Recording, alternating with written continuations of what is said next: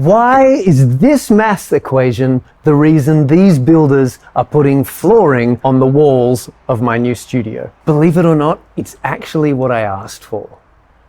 Kind of. Before we get to the silly thing I said, we need to do some maths. This is the resonance equation for a double-leaf wall system. C is the speed of sound in the air, S is the stiffness of the air cavity, and M1 plus M2 is the combined mass per unit area. The equation shows the frequency range where your wall stops blocking sound and starts vibrating with it. Yeah, I don't really do math, but I do read, and Roger Weiss wrote the literal book on home studio construction where he says, the best performance of double wall systems is achieved when the mass of both sides of the wall is equal. In other words, in soundproofing, if one of your walls is heavier than the other, it is the lighter one that will define how much sound gets in. It's like trying to hold a rubber band between two people, when one is stronger and the other weaker. The maximum tension you're going to be able to put on that rubber band is defined by the weaker person, not by the stronger. So now that we get the math, let's go back to that silly thing that I said that got me floors for walls. Hey, Mr. Builderman, we need to match the external and internal mass of the walls in order to maximize sound isolation.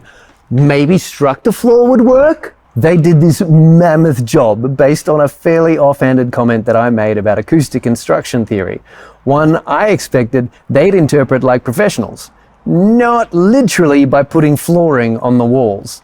But next thing I know, they're shooting the whole external frame like it's a Bunnings-sponsored panic room. But that offhanded comment might have been perfect. Yellowtone flooring is solid, heavy, dense, relatively cheap, weatherproof, and comes in huge sheets that cover large areas in one go. It's actually a great way to match your external and internal wall density without putting layer after layer of external cladding, which would be super expensive and time consuming. So next time you see the floors on the wall of one of my studio build videos, don't wig out. It's not a mistake, it's acoustic science.